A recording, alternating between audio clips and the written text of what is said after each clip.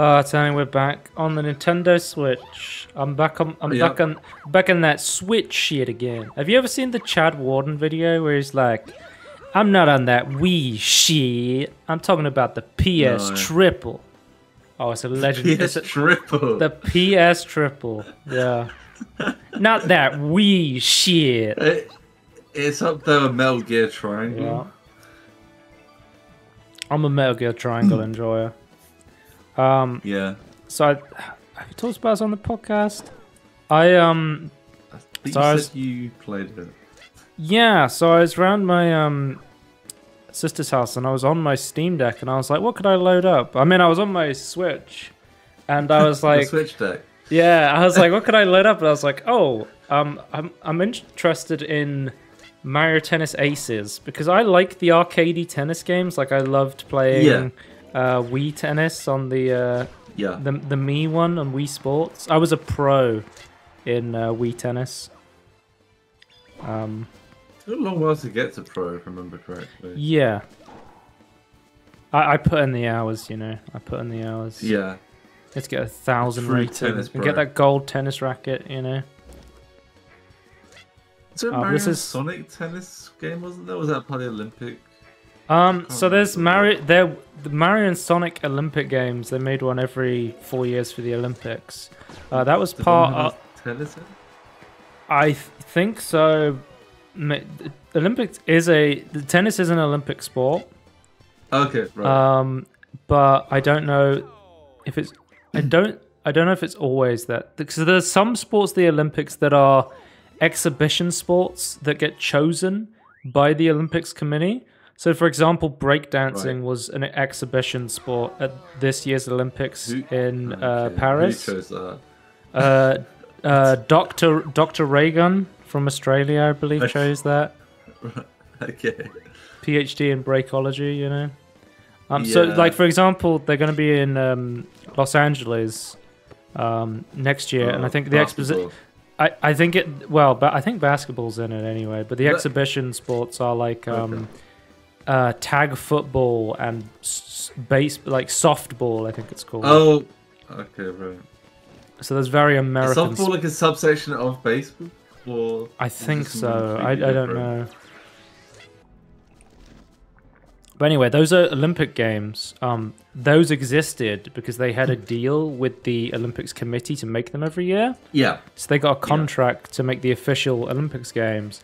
And this year for the Paris Olympics, they were like, no, fuck that. We're going to make NFT shit instead. So there's no Mario and Sonic at the Olympic Games this year. The NFT gacha game or gacha game sort of thing? I don't know. It looked like dog shit, whatever it was. Which is kind of disappointing because I like the Mario and Sonic at the Olympics. Like I had the one on the Wii.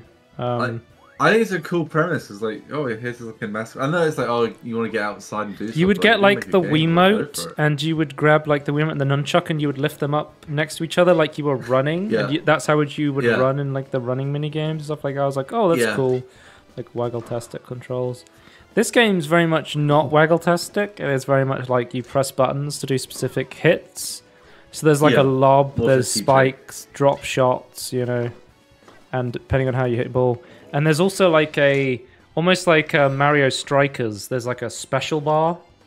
So you can see here I can do like an aimed shot when I charge up my special. And if I shoot like a soft shot, or like a shot that's coming to me very quickly, I can slow down time to get to it using my special meter.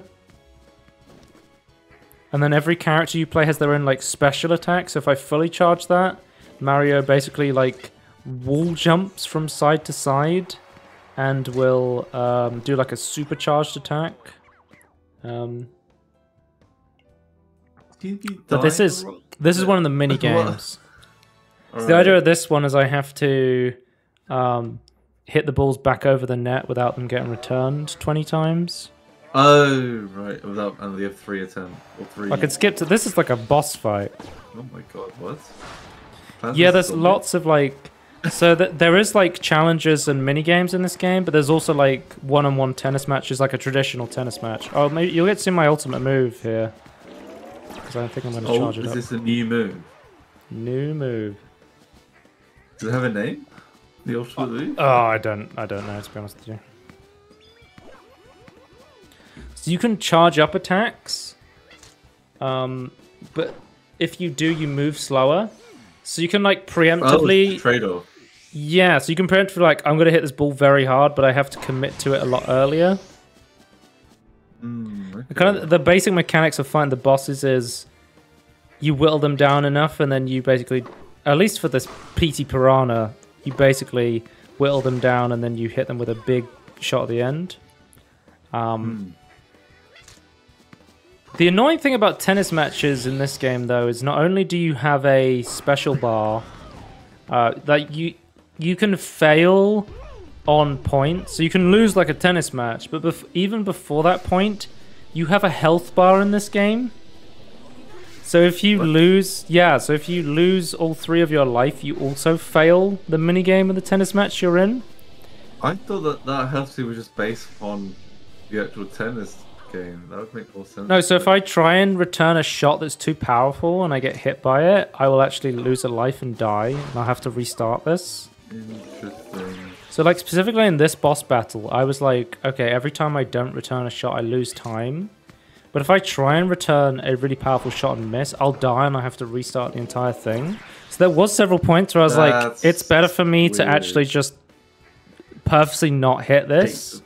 Take the penalty, not the... Yeah. That is weird. I don't know if I like the mixture of the health and the actual like tennis scoring system. I would have assumed, not knowing anything about the game going in, that the health bar would just represent how like it would like be entirely based upon an actual tennis game. So like, you would like. There's an annoying thing is like because Mario games are always designed of have the player push as little buttons as possible. The same button to slow down time is the same button to do an ultimate smashback when I'm like stood in that star area. But sometimes you'll press it too early and you'll just go into slow motion, so you don't actually go into the star area. So you just slowly walk towards the ball, and going into slow motion gets rid of the star zone. So if you push it too early or too late, I feel like it shouldn't be based on number of buttons you have. It should be how simple the whole scheme is, personally. But to me, that should be separate as well. Okay, that's weird. Oh, but there's also like a level system in this game with stats, at least in the campaign mode. I was like, stats increase a bit. There's almost like a weird RPG system in this game. Does being different bosses give you different stats? During certain challenges, you can get different rackets, I think. Right. Okay. So there's a racket equipment system, and then there's just stats that you get by leveling. I think stats are based on which character you're playing, but so far I only have Mario. And I don't know if you can... Because I've seen people online that have different characters, but I don't know how you get there on the campaign. We need more themed tennis courts, though. I feel like a pirate ship tennis court would be great. Yeah, it's cool. So this will get to show you like an actual baseline tennis map, but it's like playing regular tennis, but at least in the campaign, the dice is always weighted against you. So like for the first boss you play against, I think it's Donkey Kong, but he has piranha plants in the middle, and if the ball goes into the piranha plant, they always spit the ball back out onto your side of the court. So that's a hazard you have to get around to. This one was really annoying me because there's this giant mast in the middle that you can hit, and it will just basically really... I just kept fucking up. It threw me the fuck off having the giant mast in the middle. That is interesting. But sometimes the opponent will be like, okay, I'm going to hit the ball here, but then it'll hit the mast and it'll go in like a completely different direction. Yeah, I'm not sure about the mast. They used to be... I guess it's part of the theme, but... I guess you can see like how terrible at tennis, Mario Tennis Aces I am now. But I think the game's pretty fun though. See, like I'm going. So the way he hit that fucking, like I'm at freeze frame. I'm going back. Yeah, freeze frame return. We're gonna zoom in on that. So when he's going here, I'm like, oh, the ball's gonna go here. So I'm running. I'm running over here. He hits the mast and the ball goes over here, and I'm like, oh, I just got fucking debated. Then it went really low, really slowed down and somewhere on your side. Yeah, that doesn't seem very. I don't know. It's not what I was expecting from the mass, to be honest. That happens in real tennis matches sometimes, where you'll like clip the net and the ball will go very slowly over it. And as long as it's not a serve, that's legal. But a lot of tennis players will be like, "I won the point, but sorry, like I didn't mean to do that." Sort of, because it's kind of BM, right? Yeah. To be like, "Oh, I won a point because the ball randomly clipped the net and slowly went over." Yeah. I guess. Because in tennis, I watch a lot of like tennis, especially if Wimbledon's on. Like I really like watching real games of tennis.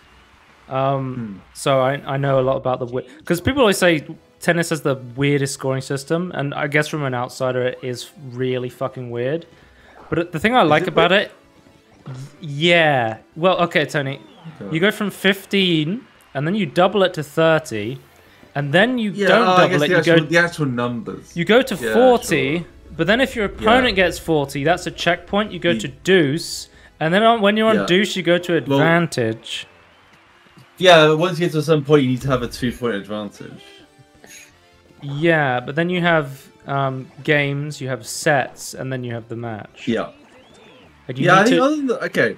I don't understand the 15-30-40 thing, but I understand like that you have numbers. You have. Well, the thing I like about like the idea of a deuce and an advantage, it adds like a. Yeah. The thing I love about tennis is it actually there's an advantage to serving, and the game forces you to beat your opponent on their advantage to win the match. Yeah. I think that's. I think the advantage system is a really and then the game goes. And then the game goes. Oh, you've got to a point where you're matching your opponent, like 40-40.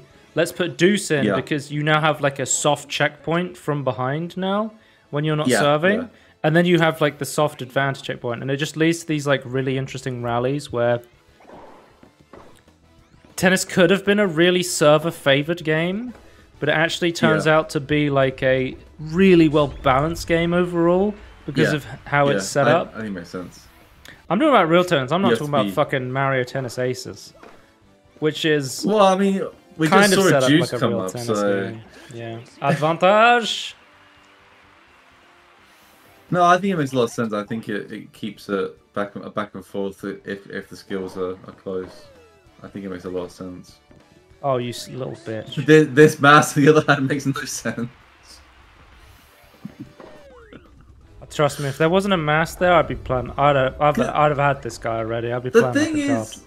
Okay, here's a question. Because you know, I take it unless you're in that mode where you actually aim. I assume you're not aiming. It's just it's based. But if you like where you're positioning, if you do like a long shot where you're next to the net, you're just gonna hit it out, right?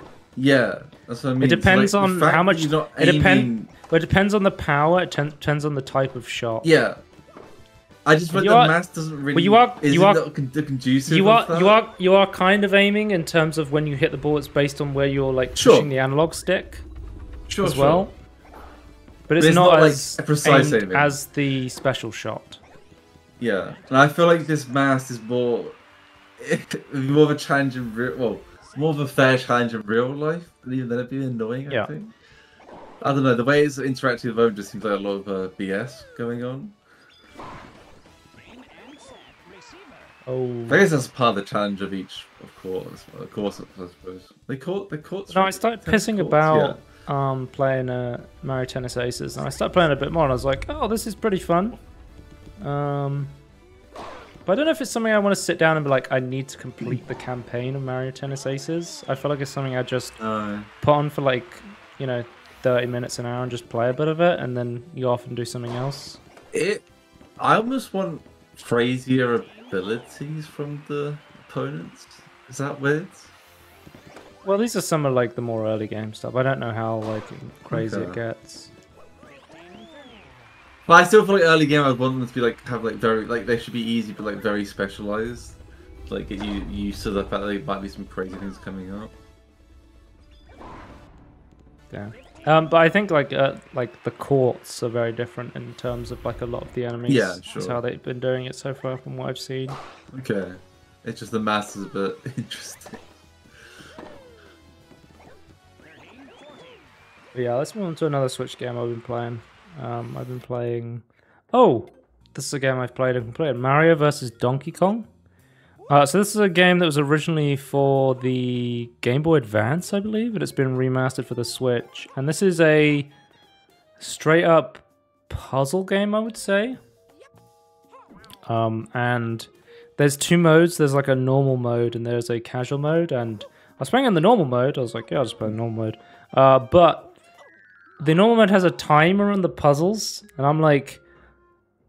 Because the casual mode has some other stuff it gives you. So it's like, oh, adds checkpoints, and you can, instead of dying in one hit and having to restart the level, it's like, oh, okay, you can respawn at these checkpoints sort of thing. But it gets rid of the timer. And I was like, yeah, I probably could get through the challenge of not getting hit by the opponents, but I don't have the brain power to figure out puzzles under a time limit. So I just put the casual mode on. I was like, you know what, I'm just gonna chill. I'm just gonna play the Yeah. I mean, games are having fun, but when chill, it's fine. I'm just gonna play the casual style, as it's called. Yeah. I don't know if I would I don't know if I like the idea of puzzles to a timer. Yeah, it's kind of because it adds like there is still like games, there is still time elements in this game. So, for example, there is times when you have to pick up a key, but if you drop the key, it respawns after 15 seconds. So you may need to put the key on a conveyor belt, quickly run across the map, and then grab the key. Oh, we've got a return of the classic Donkey Kong hammer, which I have very okay. Another game we're going to be talking about today is Nintendo World Championship Edition, NES Edition. I have very strong opinions on the original Mario and Donkey Kong game. I don't think I'm a big fan of it. Who the fuck put full damage into a platform? I know it was like one of the first games. Who thought full damage in a fucking platform was a good idea? Like, insane to me. I understand, it was a long time ago. In a galaxy far, far away. Yeah. But for example, when you're holding the key, you can't climb ladders. So you need to think about like, oh, I need to place it here and pick it up here. And there's certain areas you can't go through with the key. So it's a lot of like... I would say it's very much like... obviously, it's not Portal, but it's very much more like that style where it's like... here's a set of rules. Now figure out interesting ways to use those rules to solve this interaction.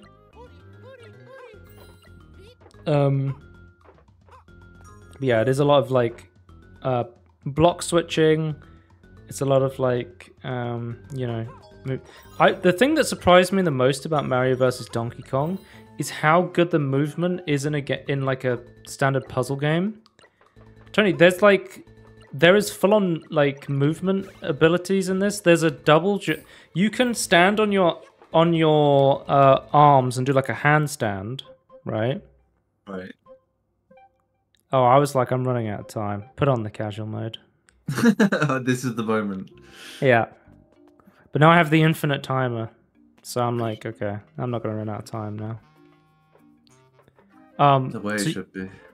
The interesting thing is like, because that's the thing that's about the platforming Mario games, is the movement is always really good. Yeah. In Mario vs. Donkey Kong, I was like, okay, it's a puzzle game. The movement is really good. I don't know why, but like, it's actually really well designed. So, do you need to use it though? Yes. Okay. So there's certain jumps that you need to do a double jump to make, and to do a double jump, you need to walk as a handstand. And to walk on a handstand, you can then do a double jump. But then you can also, when you're doing a handstand, there's this guy that throws bricks at you.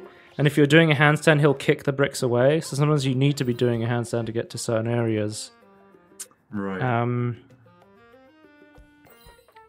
But there's, it's also like intentional / unintentional, like very smooth move sort of thing.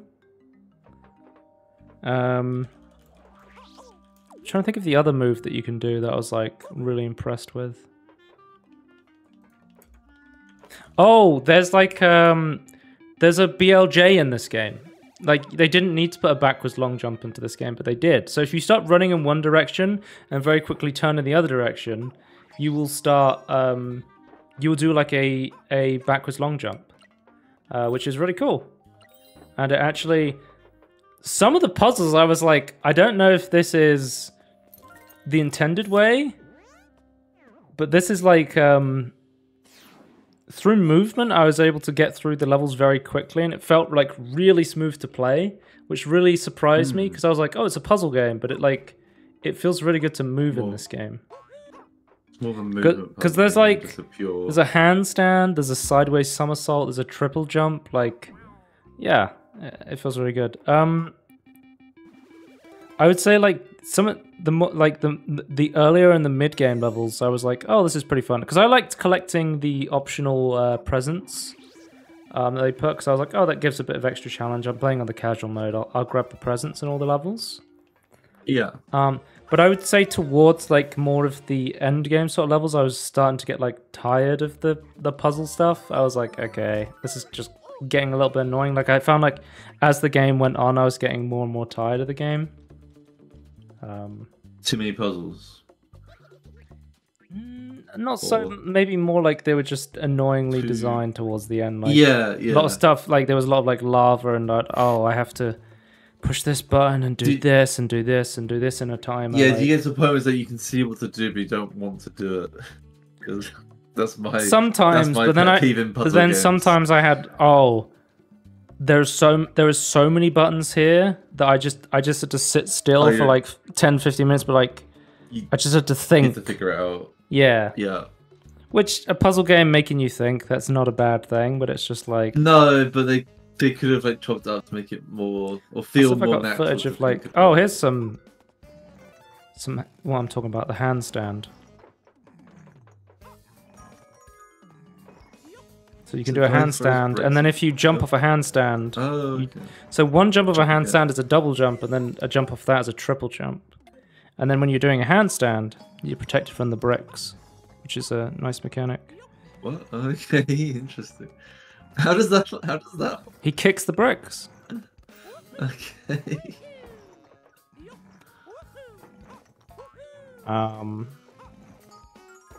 But yeah, some of the later levels, I was like, I think because I was trying to collect all the presents, and then I was like, okay.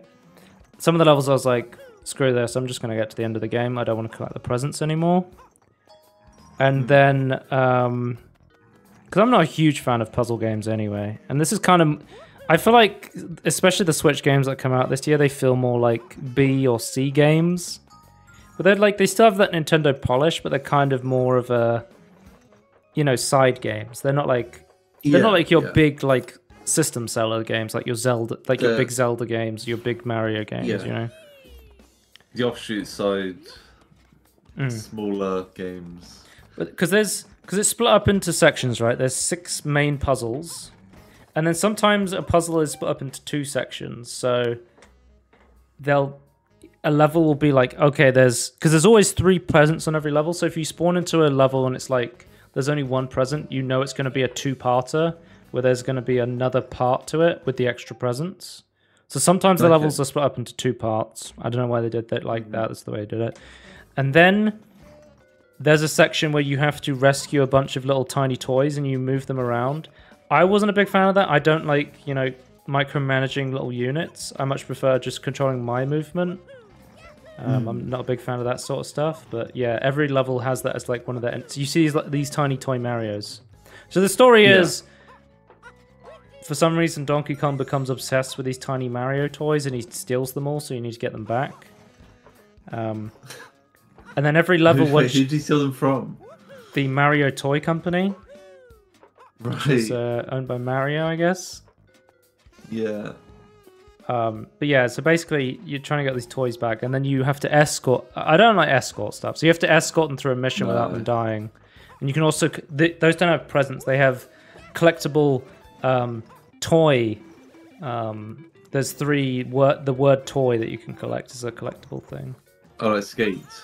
Yeah, and then every lesson has a boss fight where you can fight Donkey Kong. He usually like throws a bunch of barrels at you. You pick them up and then you throw them at him. And there's different variations. So there'll be one where he'll hit switches and that'll change which barrel you can pick up and which platforms you can jump on. Or there'll be a bunch of different mechanics that you've experienced through that world, and they incorporate that into the boss fight, which I think is good. Oh, here's a mini Mario mission. This is what I'm talking about. So there's these at the end of every mission. So you basically have to escort all of these to the end, and then if you lose one, then you don't get the full completion. Or you don't get all the toys. You don't get the full completion. So you're trying to figure out how to get them to walk in certain areas, and they can't jump or climb ladders, so you have to be like, okay, I need to get you to go over here and escort you over here. So it's kind of the idea between that.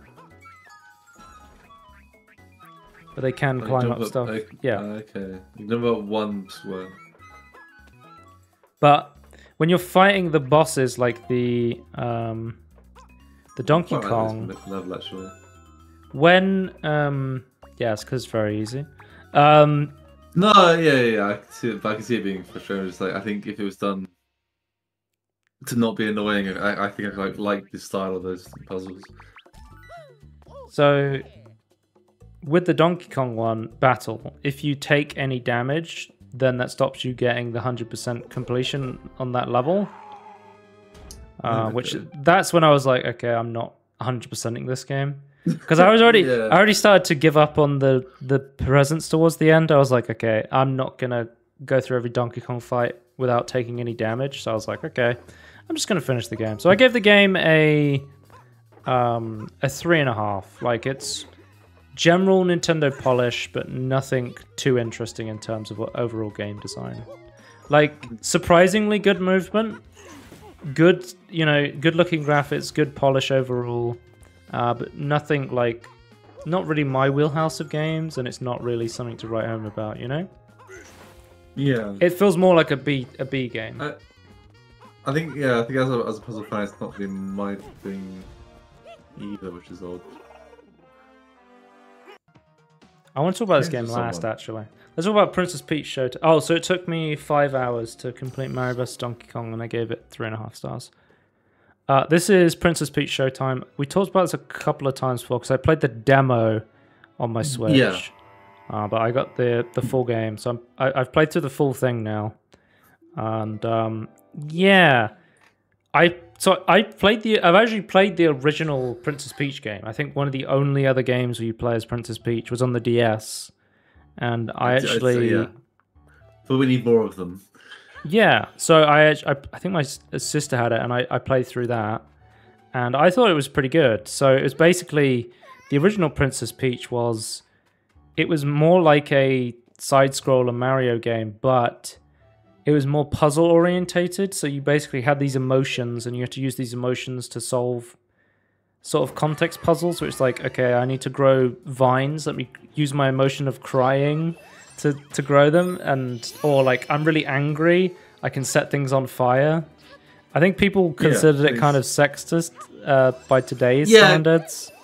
The sexist thing is like, oh, women have emotion, but I think you can look at it that way. But I feel like I look at it kind of like people have emotions, and yes, it's sexist that they chose a woman to do that. It's doing not like a Mario game, but to me, I'm like, that's still cool though. Like, it's fine to have emotions and use it. The general idea with this game is there's a hotel. People I don't even know why you're fighting these guys, but basically there's some bad guys in a hotel, and basically each level you go into is like a show, and you're going into the show as a different version of Peach in like a costume. So there's Sword Fighter Peach, there is Chef Peach, there's what I find very funny is there's Detective Peach, who's solving mysteries of people stealing things, and then there's Thief Peach, where you're going and stealing things. Which I'm like, okay, so I guess you're playing both sides. But so you only play as one at a time, then? Yes. Or is there... Each level is split up into one character. So this is you go to switch between them. No. You only ever play as one in each one. So it's very much each level is set up as this is a Chef Peach level, this is a sword fighter level. And there's even like bonus challenges you can unlock to be like, okay, I want to master Chef Peach and bake the ultimate cake. You know? Master Chef. Master Chef from Halo himself. Yeah. Yeah, I don't know. I feel like it'd be kind of cool if you'd like have puzzles where you had to get new versions of yourself and then switch between them. That'd be kind of funny. My biggest gripe with Princess Peach is it's kind of... Again, it's not as cohesive as I would like it to be. I would like to see them take one of these ideas and kind of flesh it out where it feels like splitting it up onto these little parts and putting it together. It's good for variety, but the overall product is not as strong as it could be. Like, I would like to see a full Detective Peach game. I would like to see a full sword fight. I would love to see a full Ninja Peach game. The Ninja Peach stuff is really fun. Maybe, but it's like, just have more Peach games. We could do that. Yeah, but maybe this is their game where they're like, okay, let's just try a bunch of ideas and see what works. You know? Well, I guess my question is, how long is this? Because is this just like a short experimental game from that point of view? It took me 7 hours and 52 minutes to beat the full game. So somewhat short. Yep. Not massive, not too short, I suppose, but yeah. I thought it was going to be shorter than it was, but I was like, oh, there's more to the game. Like there's Ice Skater Peach. There's Kung Fu Peach. There's that sounds great.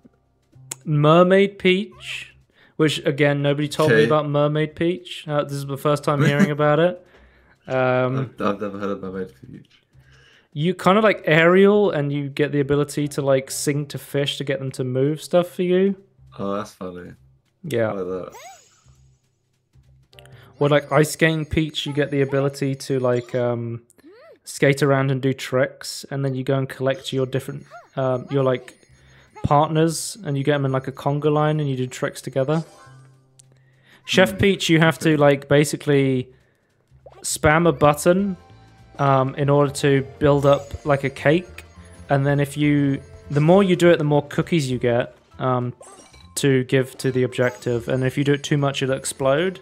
So you're kind of trying to find the middle ground. So here I got more cookies, so it held down longer. But you can go even further and put like chocolate chips on it, and then you get like the ultimate amount of cookies. Oh my God, but if you do too much, then you get the explosion, and it like slows you down. So kind of the trick with at least this part of Peach is you're trying to bake as many cookies as possible.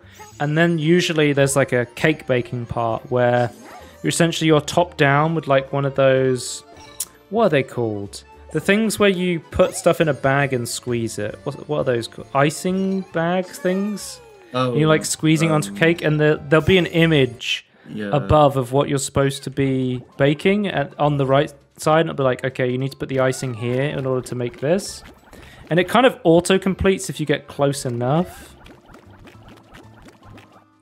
It's interesting, but... Yeah, Chef Peach is not my favorite. Like, if they made a full game of Chef Peach, I'd be like, I'm not that interested. I had a random thought when you explained that. Is like, what if going back to my idea that you could just switch between different jobs of Peach? Like, what if you had a way to like, you could give cakes to heal people, but you could then also use it to explode things as like a proper like platforming game. That's what we need. More Peach games. And we can go crazy with them. The year of Peach. Yeah. Sorry. I want a Switch exclusive Peach. I was eating an ice cream, and I realized I had it sat down on my desk. So I was like, this is going to melt if I don't eat this right now. An emergency ice cream situation. Chef Peach.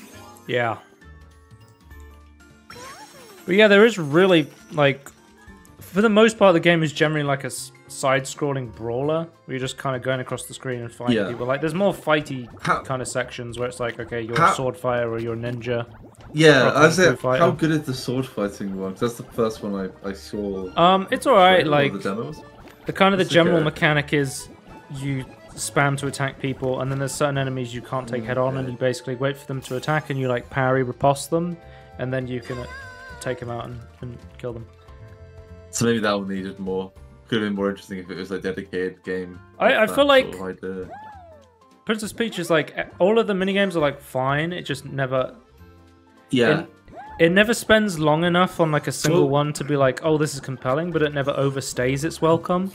Like I feel like Princess Peach is fine, but it's just not particularly interesting. I'm hoping it's an experimental thing that they'll make full games, or at least ideas for a full game from some of these. So if I got some of the other.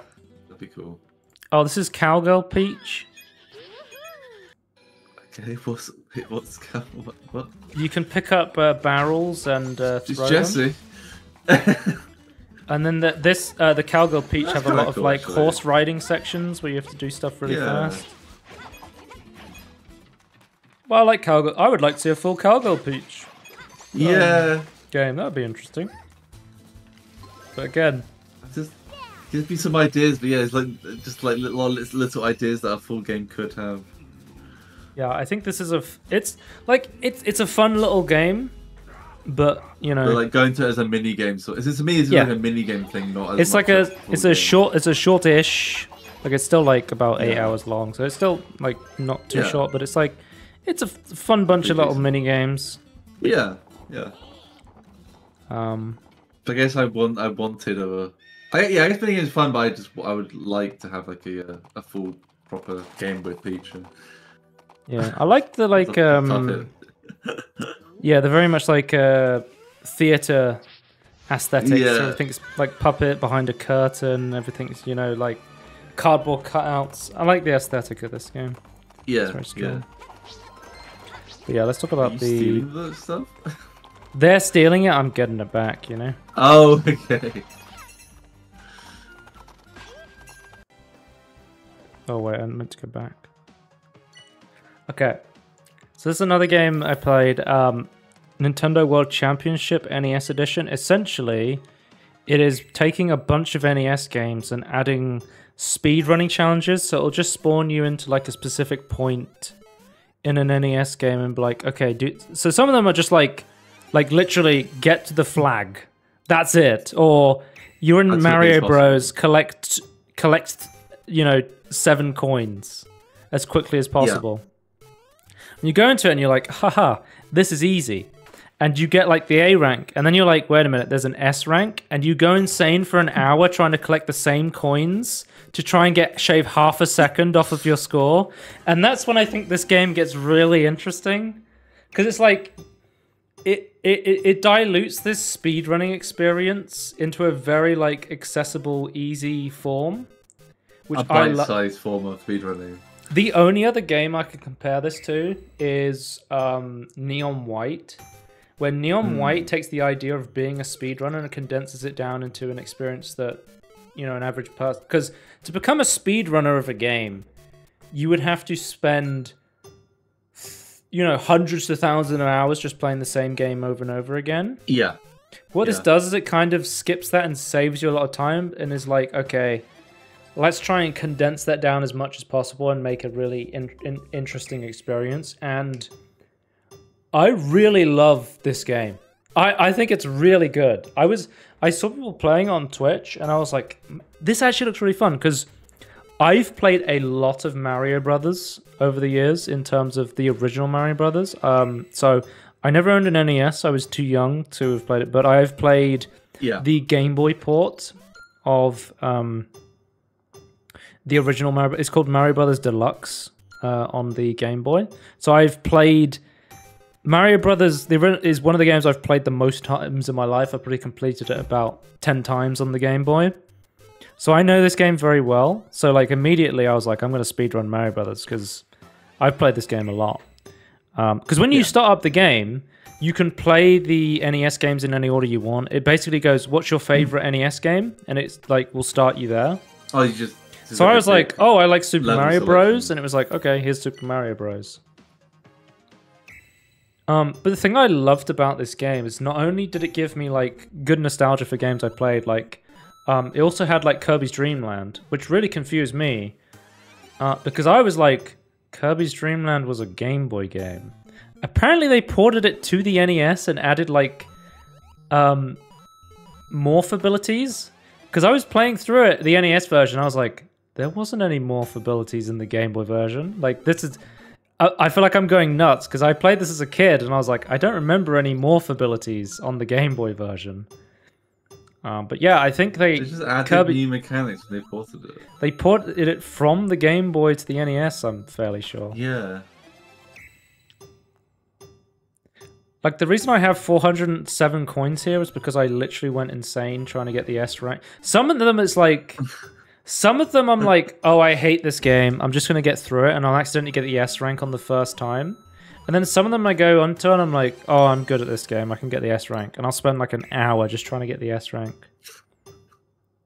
It's so funny watching, like, streamers playing this, because people do spend, like, hours and hours just trying to get the S rank on, like, certain missions. It's like...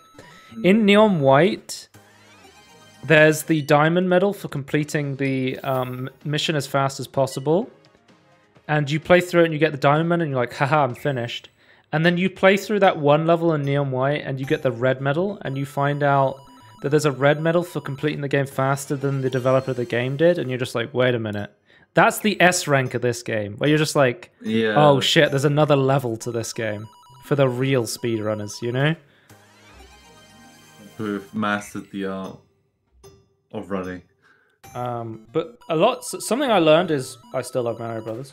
But I learned which NES games that I really liked and I really didn't like based on this game, because there was a bunch of NES games I've never played. So I think I've got footage here. And it's in bite size. You can just like go, oh, I try this mission, right? So the way it works as well is if you're not very good at the games, if you die, the game will rewind you and you can keep playing through the level, but it'll just add time onto your score, which is nice. Okay. So the game's not like... The game wants you to try and finish the level.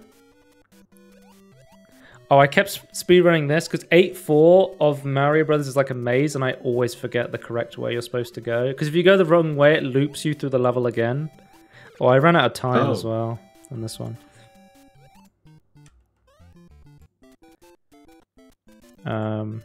Move on here. Okay, Tony. I really like The Legend of Zelda. I think this game is really fun. I like how the first speed run of this game is to pick up the sword at the start of the game, which I find hilarious. Wait, does that include the conversation? Yeah. My top tip for this is someone who has the S rank on this mission. I kept getting debated thinking the hitbox of the sword is the actual blade. The hitbox of the sword is the green hilt. Aim for the green hilt. Yeah. Oh, Tony, if you look as well at the controls, it'll show you my inputs down here of what specifically I'm pressing. So if you're watching somebody else playing this game, it'll show you specifically what inputs they're putting in so you could copy them. Like, and before you play it, it will show you like the optimal route to play it. So if you ever get stuck, you can watch the computer's footage of what they did. And then once you completed it once, it'll show you your personal best. Be like, okay, when I got the A rank, I did this. So it'll do a replay of what you did and you can copy that and improve. Yeah, that's pretty cool. Yeah. You got a lot of screen real estate to get away with that. Yeah. Yeah, a lot of these games are 4x3, so you got all that extra space. Resolution. Yeah. But yeah, it's like, because some of these games are a lot more complex than others in terms of what you have to do. Like, the original Zelda's fairly simple.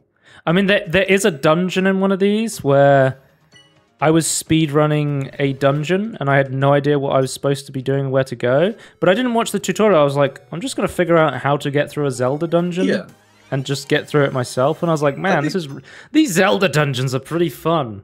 Maybe it just made me want to play the original Legend of Zelda. Yeah, yeah.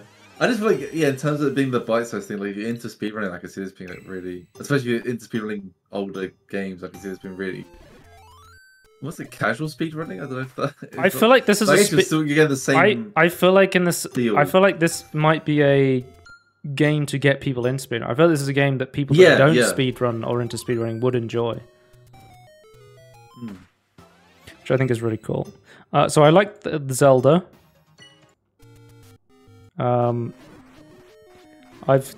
It's so weird to say, like, I've never played the original Metroid on the NES. I have killed the final boss of Metroid. Like, it's so weird to say that, but because they condense it down and the games are so like, so they give you manuals and stuff to be like, here's how you solve it and stuff like that if you need it. And holy shit, some of these games like Kid Icarus or like Zelda 2, oh my god, they're so confusing. Zelda 2? Yeah. Zelda 1. So. This is Zelda 1. Legend of Zelda. Okay. Here's Metroid. So, I fucking love the original Metroid as well.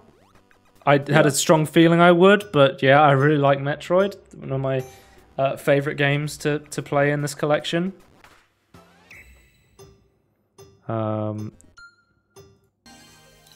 Okay, fuck Donkey Kong. I hate this game. Yeah, I hate this game as well. I don't mind like the ladder climbing part. But hang on, I'll go ahead. I don't... Tony, why would you put full damage in a... I understand it's their first game they ever made, but full damage... Oh my... And it's so clunky to move. You can't... Because I was streaming this and people were like, oh, you just need to do this and this. And I'm like, no, I can't explain to you how janky these controls are. Like, you can't input 2 inputs at the same time. You have to do them, like, one at a time. Oh, Tony, I died. Did you see that? No, look at... How did you die? I died to full damage. I fell a centimeter. That was full damage? What? That was full damage. What? Look at... This is full damage. I died to full damage there. So stupid, okay. I fucking hate this game. As someone who sped run it, I was like, I don't want to play this game anymore. Because you're constantly, it's like you need to get the bags and stuff, and it's like there's these fire and shit that you're constantly dodging, and it's like, I'm so done with this game. I remember playing the knockoffs from like the Kid Icarus is okay, but it's very confusing. I don't mind Kid Icarus. There's worse NES games in this. What do you do? For this one, I think you're just collecting items from the pots. Right. Okay. Overall, in Kid Icarus, you're mostly like, you're climbing up areas, you're exploring, and you're, yeah, it's kind of like an adventure game, I would say, Kid Icarus. Right. It's like, hey, in Kid Icarus, there's these healing wells where you can heal. Try and heal as quickly as possible, then get out. But yeah, I'm not too interested in playing Kid Icarus after playing it here. Because, like, the design is very, like, maze-like. And I feel like if you didn't have a manual for this game, you would be so lost. Like, I literally had a manual for this game, and I was getting lost. I was like, where the fuck am I supposed to be going? Oh, this is Excite Bike. I am not a big fan of Excite Bike, either. What? Basically, you have to manage the temperature of your bike while not making too, like, crazy jumps, because if you do, then you die. So you're essentially just trying to move forward as quickly as possible without dying, basically. And you regain... Every time you... So the basic mechanics are you regain boost when you hit those boost pads. That regains your healing. Oh, Ice Climbers is basically hit things and go up, but it's very janky. Like, I'm constantly... I can't... It's hard to explain, but, like... Sometimes you'll see me climb up and I'll land on a platform, but I'll go through the platform. Oh, is that what's happening there? Like you're... Yeah, like the collision in this game is so weird. I think it's a popular... Not quite right. I think it's a popular opinion that Ice Climbers is like one of the worst games in this collection. Like, it kind of sucks. Okay.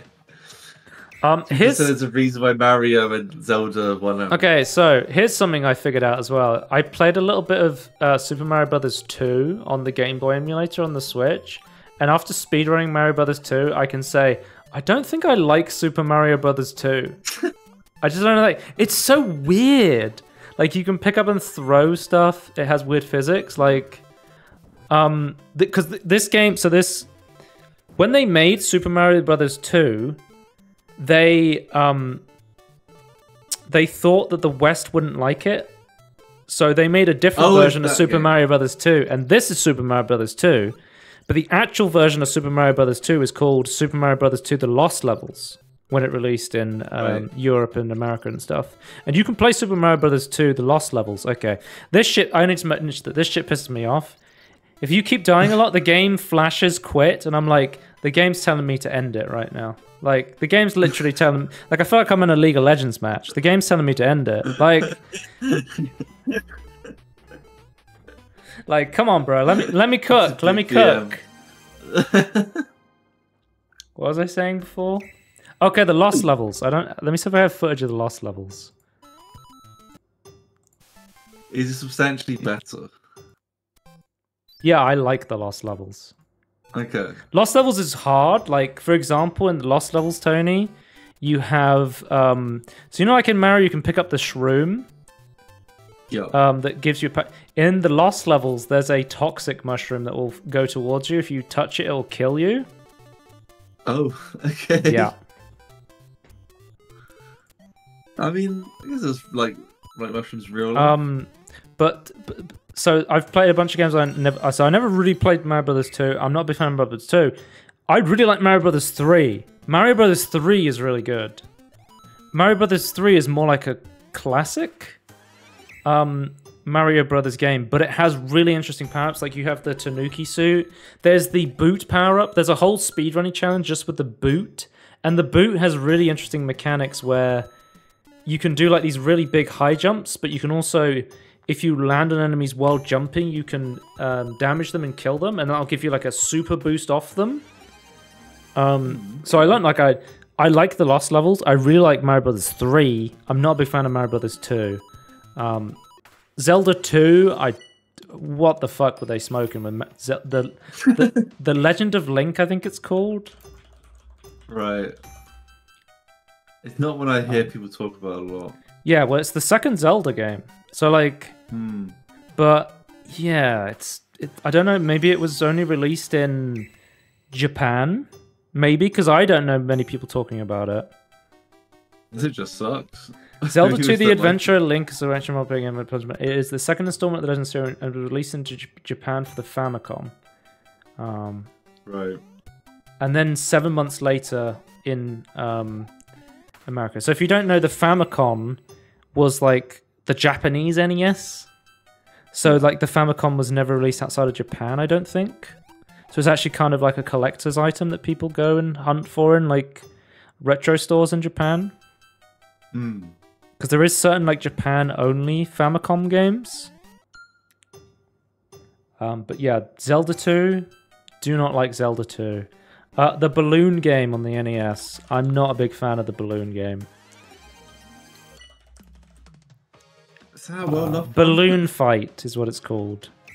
Is anyone like that? Yeah, it is. I think it's like weirdly people are nostalgic for Balloon Fight, but I don't know. Controlling like a game like Balloon Fight feels like a game you would control with an analog stick, but it came out in the NES, which has a D-pad, and I feel like it would play a lot better with an analog stick.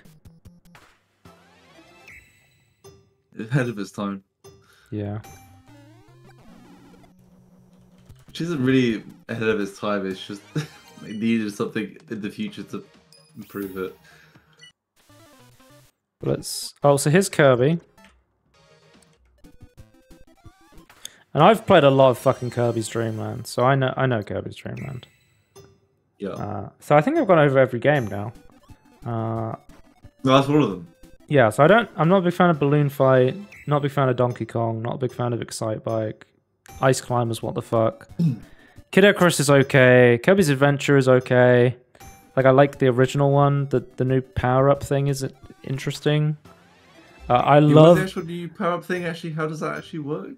So, like, you can inhale some of your enemies and then you gain their ability. So there's, like, a guy that will let you turn into, like, a tire and you can roll really fast, or you can get the ability to turn into lightning and dash up into the air and stuff like that. Okay. Yeah. So still, even back then, they had, like, interesting ideas for inhaling stuff. Or is inhale the right word? Yeah. I love Metroid. I love the original Super Mario Bros. 3. I love The Legend of Zelda. I like Super Mario Bros. 3. Not a big fan of 2, and I'm not a big fan of Zelda 2. So now that I'm looking at the NES, I'm like, oh, well, I could... What I think is cool is because if you have like Switch Online, you can be like, oh, I can go and play these full games on the Switch emulator now.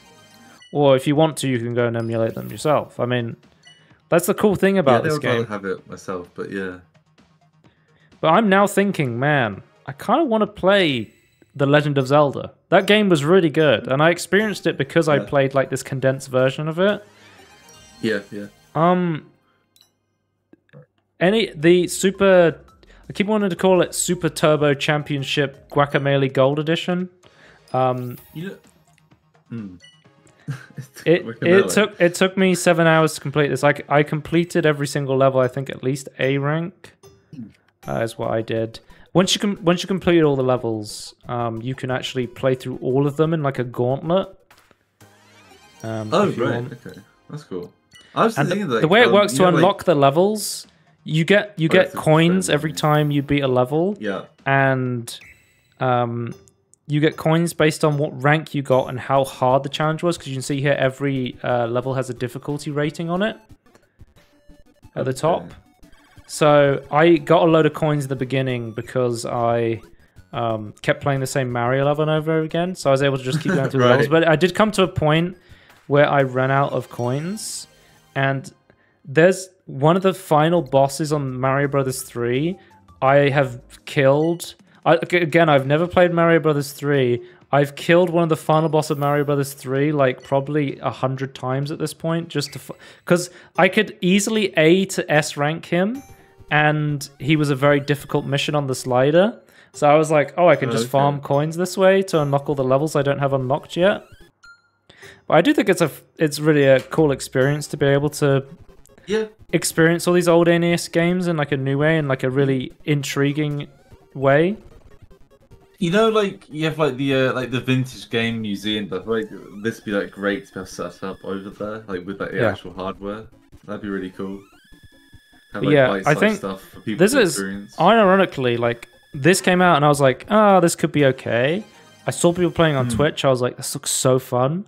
And then I played it myself, and I was like, unironically, this is one of my favorite games of the year. Like, it's super fun. I've given it my initial reaction was 4-star. I think it may be a 4.5 star out of 5. It's really good. Okay. Do not underestimate this game. It is Nintendo World Championship NES Edition. Really fun. Like, unironically, very engaging. But yeah. That's the end, Tony. Those are the Switch games I've been playing recently. Those are the Switch games. Okay. Yeah. An interesting selection. Any that interested you more than the others? Well, for me, I think I don't know. I think I need to see more Mario Tennis Aces. Yeah. So I think I might look at that. But I was actually like, as much as the Princess Peach thing is like, I'm kind of disappointed in it. Like I bought the whole thing, but I think like. Now I'm thinking in my brain, like, just treat it as lots of mini games. I'm like, maybe I do want to play it still. Yeah, a lot of the games I played were sort of like a collection of mini games in a way. Yeah. So I just feel like I think I might look at the other Princess Peach game as well. I feel like that's actually interesting as a non-platformer person. Yeah. Well, a lot of the games I played weren't platformers on the general. No. Because that's like Nintendo's bread and butter. It's like platforming stuff. But I think I appreciate Mario, and if I was going to play a platform, like I would like lean towards like a Mario game. But it's not. Because when you go outside the Switch ecosystem, like you refuse to play by Nintendo's rules of like, I'm not going to get a Switch and I'm not going to play your game sort of thing. You don't get to look into the Switch ecosystem of what games are on there, but again, they make really good games, and I feel like this is a look at like some of the stuff that is out there right now, and maybe there's some stuff that interests you. Nintendo dev seems like I think Knockout of the Park is more just like the closed ecosystem and the lawyers, right? Man, if they released Nintendo games on PC, I would purchase them day one. They're so good. Yeah. Well, I wouldn't even. You know what? I would compromise and go fine. Release your older games on PC. Like, fine, you want your exclusives to like sell your units. But it's like I was like, for the longest time I was like, I want to play PlayStation games, release them on PC. I own most of the PlayStation games on PC now. Like I put my money where my mouth is. I bought them and I've been playing them.